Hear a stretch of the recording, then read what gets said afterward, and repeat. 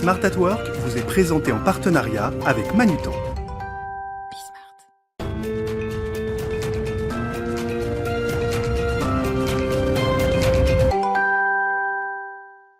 Bonjour à tous, bienvenue dans Smart at Work, votre émission mensuelle autour du concept du bien travailler. Alors ce mois-ci, je vous propose de nous arrêter sur ce concept de Future of Work. À quoi vont ressembler nos bureaux, notre travail demain? Quel avenir pour nos bureaux également, à un moment où le télétravail semble devenir une norme? Que peuvent faire les entreprises pour convaincre les salariés de revenir au bureau? Comment réconcilier finalement les attentes des collaborateurs et celles des employeurs? Autant de questions auxquelles on va tenter de répondre aujourd'hui avec mes invités dans Smart at Work.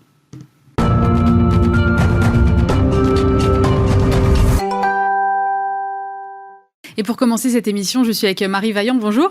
Bonjour. Vous êtes la fondatrice de Yemanja, c'est un cabinet d'architectes qui travaille justement sur la conception de nos futurs espaces de travail.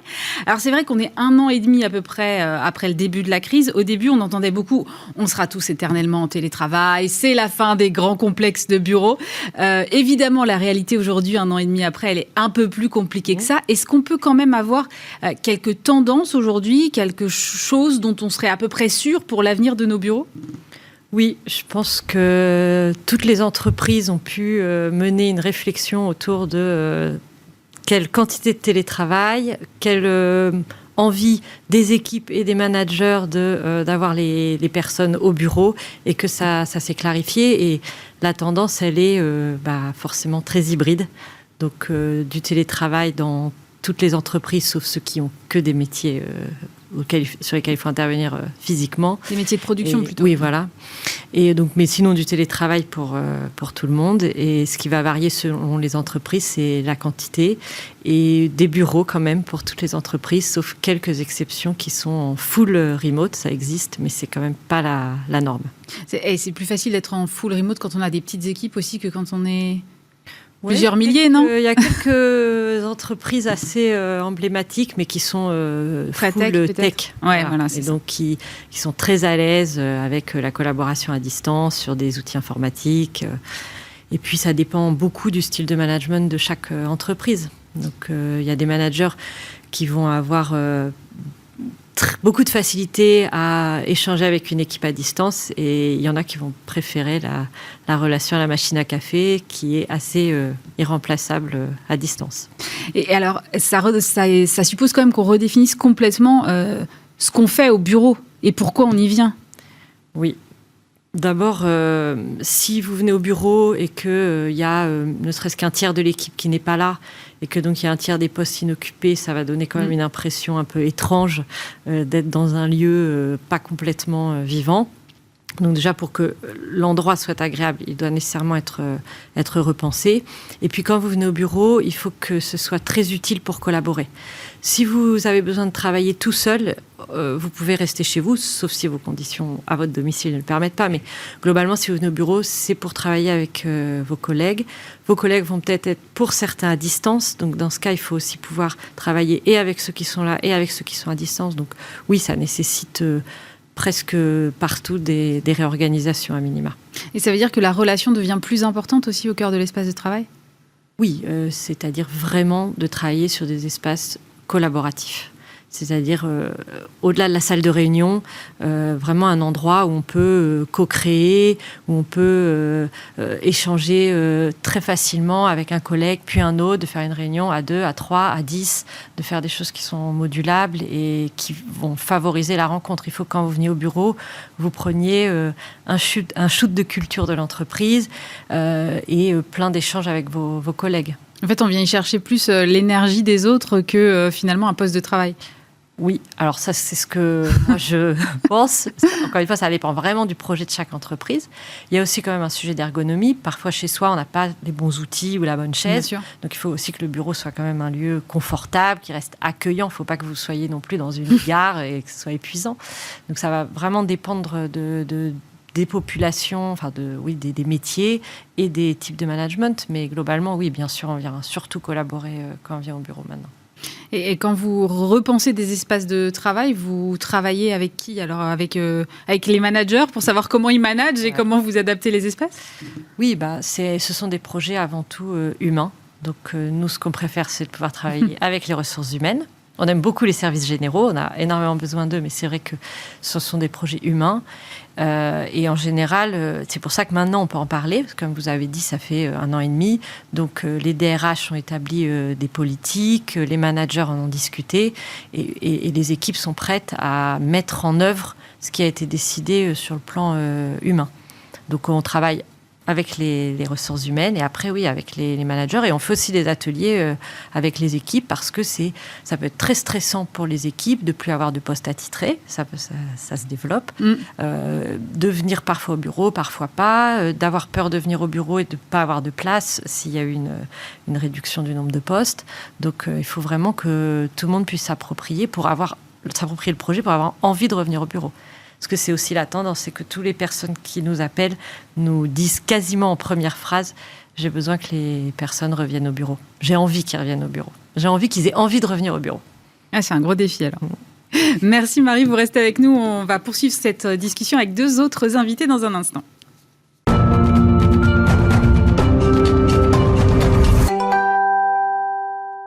Et on poursuit cette discussion autour du concept de Future of Work avec donc toujours Marie Vaillant qui est la fondatrice de Yemanja, Caroline Aquet, bonjour. Bonjour. Vous êtes DRH du groupe Manutan et partenaire de cette émission. Et Kevin Bourgeois, bonjour. Bonjour. Vous êtes cofondateur de Supermood. Alors Supermood, c'est une solution de monitoring qui permet de savoir un peu la qualité de vie au travail, de faire des remontées des collaborateurs. Moi, j'aimerais qu'on commence par vous. Dans quel état d'esprit ils sont aujourd'hui les collaborateurs ? Est-ce qu'ils ont envie ? Parce que Marie disait, c'est la grosse question du moment, comment je leur donne envie de revenir au bureau ? En fait, ils n'ont pas envie ? Alors là, ils sont en vacances. Déjà, encore donc, pour la plupart. Est-ce qu'ils ont envie ? Oui, plutôt plus que l'an dernier, en tout cas. Et donc, on a constaté l'an dernier que le confinement a créé un engagement très, très fort au début, puisqu'il y avait cette réaction à une crise, une entreprise qui écoutait beaucoup, en fait, ses salariés, qui ne savaient pas comment réagir, mais qui faisait son maximum. Et ensuite, à partir du déconfinement, beaucoup plus de flou, manque de communication, de certitude, etc. Et donc, on a eu quand même un engagement qui s'est délité de environ juin 2020 jusqu'à janvier 2021. Et là, depuis, on pense que c'est une nouvelle phase, donc l'engagement remonte et les collaborateurs sont plutôt à même de retourner bosser, même s'il reste en termes de clarté sur le futur pas mal d'interrogations. Ouais. J'imagine, vous, Caroline, qui êtes justement au contact de vos salariés chez Manutan, quelles sont leurs envies et est-ce qu'elles coïncident vraiment avec, c'est vrai, peut-être le groupe de direction, parce que c'est vrai qu'on entend beaucoup les directions dire il faut que les employés reviennent au bureau. Est-ce que les collaborateurs sont alignés là-dessus ? Je pense que chez Manutan, oui. Peut-être pour 2 raisons, c'est qu'il faut aussi se poser la question du climat social aussi dans l'entreprise et de la culture de l'entreprise. Et donc, quand finalement les choses se passaient bien, les gens ont peut-être plus spontanément envie de retourner dans leur cadre de travail qui était un cadre social. Enfin, il faut bien revenir sur ce que c'est qu'une entreprise. L'entreprise, c'est une aventure sociale, c'est des gens. Donc, je pense que la majorité des collaborateurs le vivent comme ça.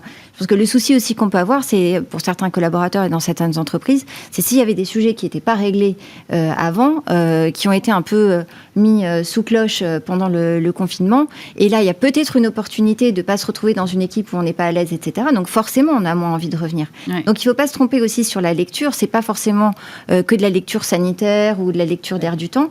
Il y a aussi peut-être des sujets qui n'avaient pas été complètement identifiés.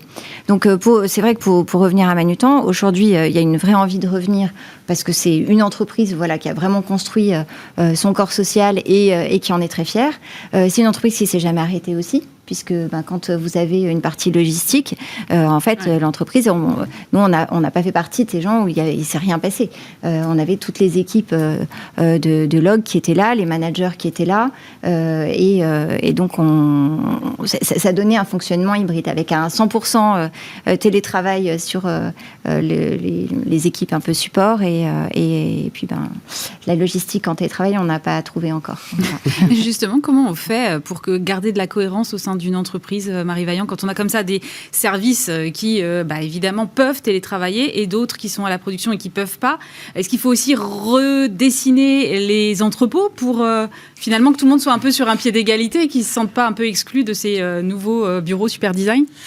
Oui, alors c'est quand même beaucoup une question, je pense, pour les RH, c'est-à-dire qu'on n'ait pas l'impression qu'il y ait une équipe qui soit avantagée parce qu'elle peut télétravailler, ou au contraire une équipe qui est avantagée parce qu'elle a le droit de sortir de chez elle quand les autres n'ont pas le droit. Donc ça, je pense que c'est beaucoup de la communication et un travail des ressources humaines. Et sinon, oui, nous, on pense qu'il y a de quoi faire sûrement dans les espaces logistiques, les usines, les entrepôts, et que le bien-être dans les bureaux a vraiment énormément évolué ces dernières années. Il n'y a pas une entreprise, je pense, qui conçoit des bureaux sans faire attention au bien-être.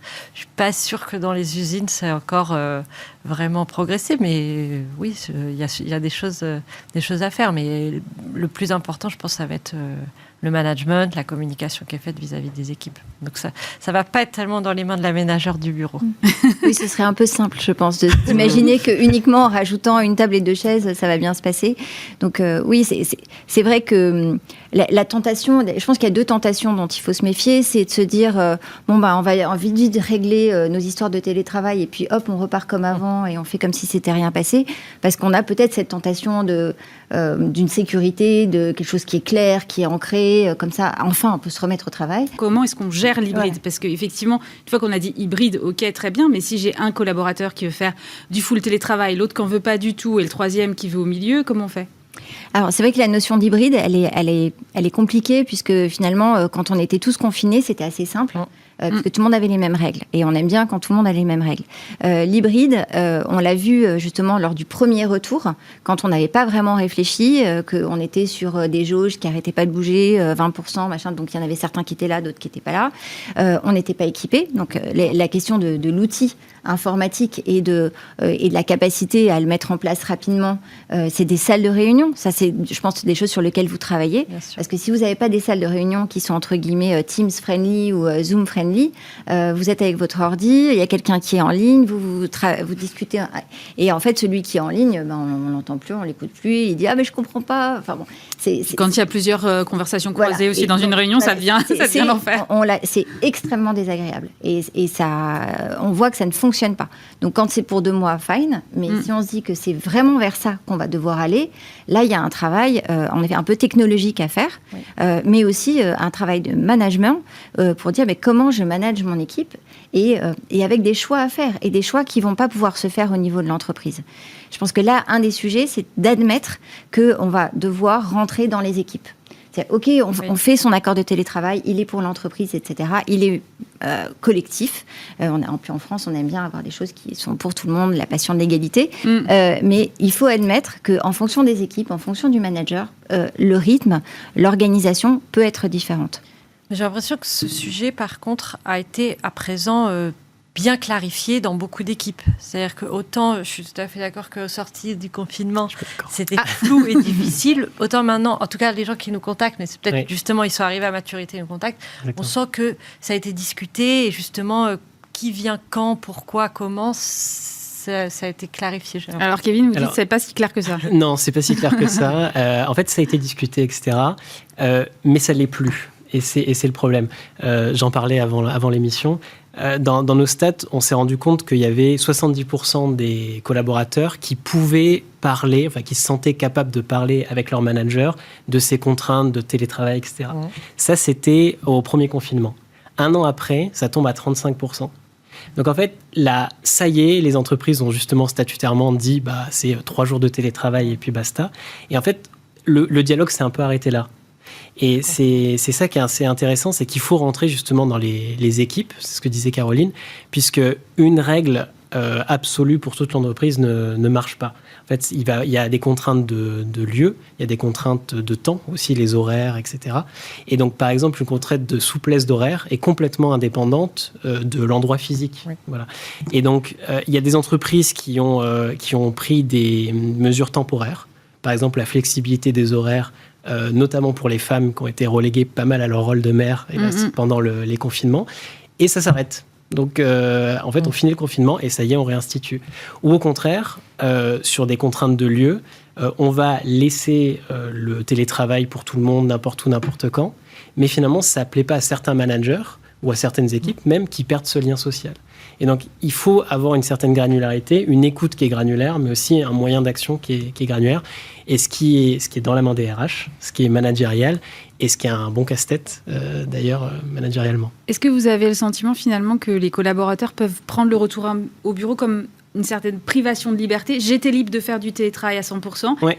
Et aujourd'hui, finalement, je retrouve mes contraintes d'avant. Alors, il y a des stats là-dessus, Ouais. alors qui viennent pas de Supermood. Aux États-Unis, vous avez 40% des travailleurs CSP+, l'équivalent de CSP+, en France, qui sont prêts à démissionner carrément de leur job si leur entreprise ne propose pas une forme de télétravail hybride. Donc, c'est énorme, quoi. On est sur un tiers de la population. Oui. Voilà. En France, c'est moins. D'après ce que nous on voit, c'est compliqué à voir entre le discours et la réalité des actes. Juste avant, vous avez plein d'exemples, par exemple Fujitsu qui, avant la crise, 2 mois avant, avait fait une enquête sur les bureaux, et vous aviez 74% des gens qui préféraient le bureau, qui adoraient le bureau. 1 mois après, même enquête, vous aviez 50% des gens qui voulaient faire de l'hybride et 30% qui ne voulaient faire que du télétravail. Donc en fait, il y a eu un changement de paradigme par l'expérience, par le terrain, qui était très fort. Et donc là, je vous sors des stats, on va voir, je pense, dans 2-3 mois ce que ça va donner. Et il y a 2 choses. Il y a le retour au bureau, mais il y a ce qu'évoquait Caroline aussi, le retour au travail. C'est-à-dire que les gens qui n'ont pas travaillé pendant 1 an et demi, comment je m'y retrouve, voilà. Et du coup, ça devient hyper complexe pour le manager qui déjà doit, organiser son équipe entre ceux qui sont là et ceux qui ne sont pas là. On parlait tout à l'heure de l'importance finalement de l'informel avec la machine à café, des espaces plus collaboratifs. Ça veut dire qu'il faut encourager ça d'un point de vue managérial, alors que d'habitude on est plutôt en train de surveiller s'ils sont bien derrière leur ordinateur et pas trop en train de passer du temps à la machine à café. Comment est-ce qu'on fait quand on est manager pour appréhender l'ensemble de ces nouvelles règles et de ces nouveaux enjeux ? C'est pour ça que je pense qu'il est hyper important de prendre un pas de recul en fait par rapport à ce qui est en train de se passer et pas rentrer directement dans la solution un peu toute faite ou en se disant on a dealé sur les jours de télétravail, donc maintenant le plus dur est fait, on s'y remet, parce que ça va être plus compliqué que ça.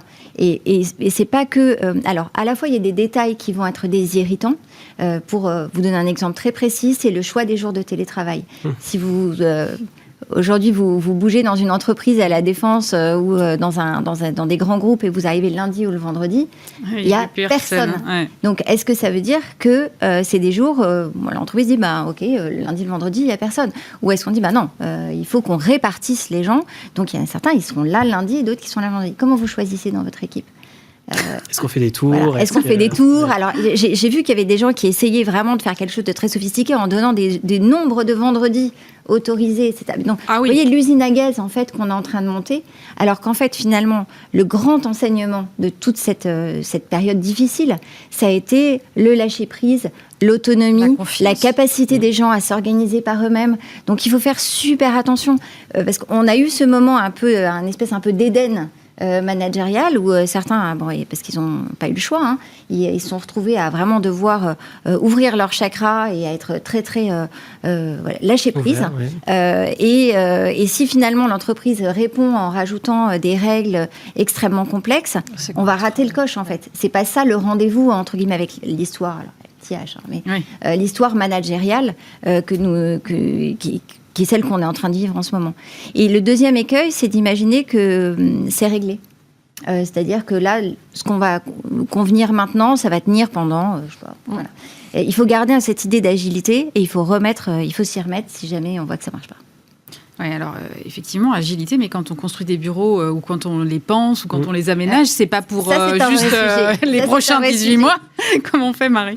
Oui, mais je pense qu'un des enseignements, effectivement, de la crise qui a été traversée, ça a été que les managers arrivent à faire confiance à leurs équipes, comme ça vient d'être dit.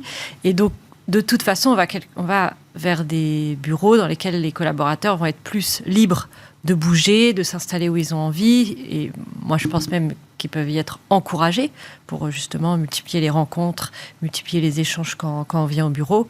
Et donc, ça veut dire par essence quand même quelque chose d'assez modulaire. Donc, si on va dans la forme la plus aboutie, donc celle du flex office, donc où les collaborateurs n'ont plus de poste attitré, C'est pas toujours possible, c'est pas toujours souhaitable, c'est pas toujours souhaité, mais une fois que vous êtes en flex office, ça offre quand même énormément de possibilités d'évolution dans le futur.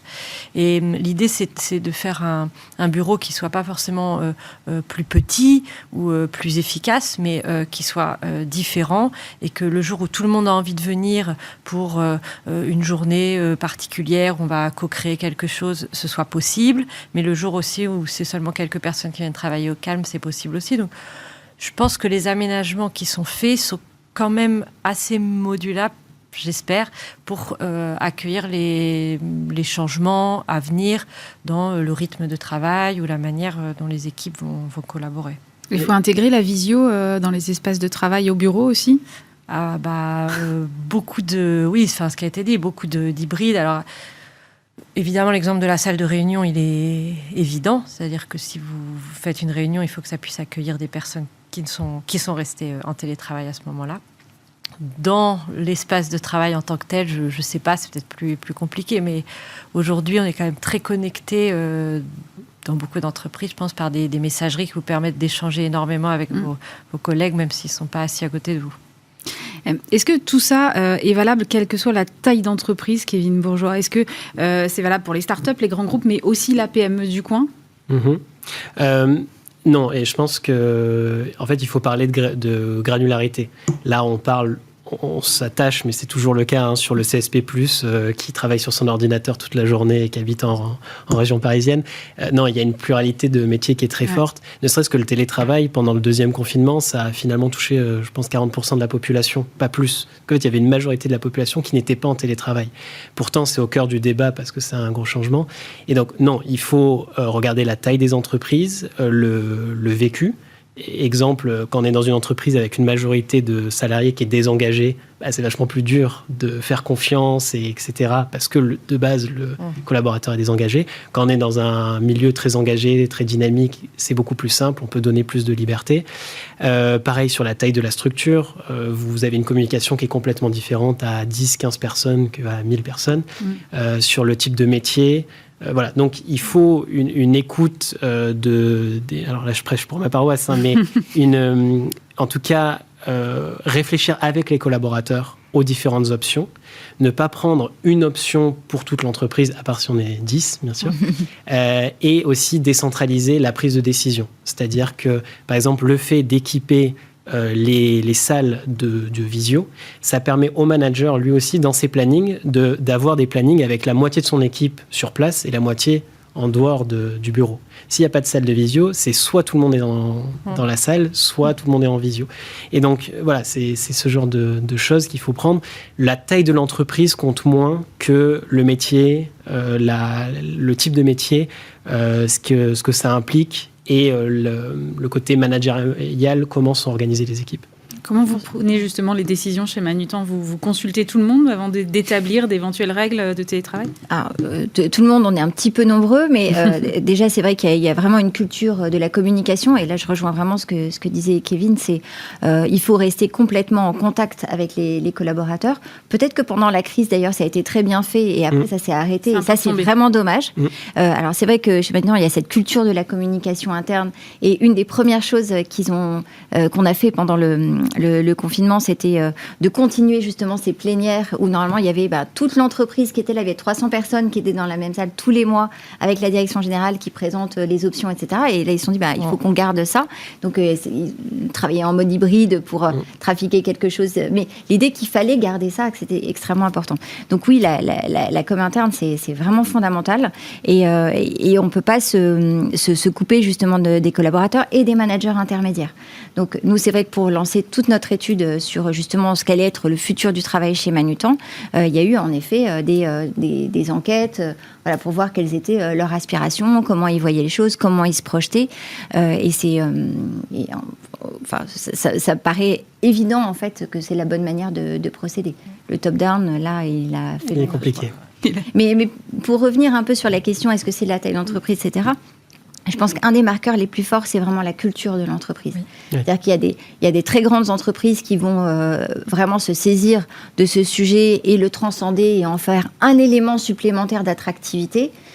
Et des toutes petites entreprises qui vont être aussi très, très à l'aise avec ça parce que le patron, le CEO, la directrice, c'est son truc et donc elle va être à l'aise avec ce fonctionnement-là. Donc il y a aussi quelque chose dans la culture de la direction générale qui va un peu orienter l'entreprise. Oui, toutes les entreprises sont concernées. Et par contre, il n'y a pas du tout une solution unique. Au contraire, et en fonction de la culture de l'entreprise, de son organisation, de ses métiers, ça, je suis tout à fait d'accord, de ses populations, mais aussi tout simplement de la culture de l'entreprise, de la personnalité de l'entreprise, les solutions vont être très différentes. Et les envies très différentes. Et il y a la temporalité aussi qui joue. On est sur plus l'entreprise est grosse, plus la temporalité peut être généralement grande. Et on a par exemple un client qui est dans le secteur de la défense, donc où disons que le travail depuis chez soi, sur une connexion pas sécurisée, etc., c'est compliqué. Ouais. La solution qu'il a prise, c'est de construire des tours de coworking dans Paris qui sont propres à son entreprise pour que chaque collaborateur dans Paris soit à moins de 20 minutes de transport d'une tour. Et ça, c'est des projets énormes. C'est des projets qui sont faits dans l'urgence, mais qui vont aboutir en 2024-2025. Donc on est quand même sur une entreprise qui n'a pas forcément la personnalité à la base de côté extrêmement agile, etc., parce que le monde de la défense, et qui prend quand même très vite la décision de se dire on investit sur un temps long, on pense que c'est une tendance qui va rester, et du coup on met des moyens très, très, très élevés sur le sujet. Les tiers-lieux, les espaces de coworking, ce genre de choses ont un bel avenir, Marie Vaillant, ou pas? C'est une grande question à laquelle on réfléchit pas mal de notre côté. Il y avait déjà une grande tendance coworking, mais il y a plein de facettes du coworking et en fait, c'est toute la relation au bail commercial qui est presque un autre sujet, plus immobilier, et le fait qu'on ne s'engage pas forcément sur un bail de longue durée, mais plus dans des solutions plus souples, contractuellement parlant. Et oui, les tiers-lieux ont un bel avenir. Après, je sais pas si on va plus aller travailler au café du coin une fois de temps en temps, ou si on va vraiment prendre un abonnement dans un espace. Nous, on espère que le bureau est suffisamment adapté et attractif pour que les équipes s'y retrouvent. En revanche, je comprends que ça peut être une solution quand on est mal installé chez soi. Donc, j'ai du mal à bien répondre à la question de est-ce qu'il y a un grand avenir pour le coworking. Moi, je le ressens aussi comme quelque chose d'un petit peu nébuleux pour l'instant, parce que finalement, est-ce qu'il a encore... on pourrait se poser, est-ce qu'il y a encore de l'avenir? Parce que c'est soit je suis au bureau, soit je suis chez moi. Voilà. Avant, le chez-soi n'existait pas trop. Ouais, ça va être intéressant de regarder comment on investit et finalement, dans la palette, finalement, comment c'est utilisé d'une façon un peu pertinente pour l'entreprise et les collaborateurs. Puis le lieu est un outil pour d'autres choses, un outil managérial, un outil du sens. Tu dois beaucoup travailler là-dessus. Voilà, donc c'est quel levier l'outil bureau tire. Pour nous, c'est un outil RH. Voilà, oui, non, je confirme. Et c'est vrai que ce que j'ai trouvé vraiment magique, on va dire, pour une DRH, au moment où on a commencé à parler du premier retour, c'est qu'en fait, on s'est assis autour de la table et on dit mais pourquoi est-ce qu'on vient au bureau? Et cette question, quelques mois avant, on ne se serait jamais posée. Et tout le monde, je crois qu'on n'a pas fini de se la poser. Et ça, je trouve que c'est un élément qui apporte énormément au sujet et sur lequel on a bien dépassé la logique de productivité. Et notamment, il faut discuter aussi de l'apprentissage. Parce qu'il faut un peu dépasser la logique, je viens au bureau parce qu'il y a les copains, le café, etc. C'est quand même un peu autre chose. Merci beaucoup, Caroline Haquet, directrice groupe du DRH, groupe Manutan, partenaire de cette émission. Donc, Marie Vaillant, fondatrice du cabinet d'architecturier Manja, et Kevin Bourgeois, cofondateur de Supermood. On se retrouve bien évidemment le mois prochain pour un numéro de Smart at Work. Smart at Work vous a été présenté en partenariat avec Manutan.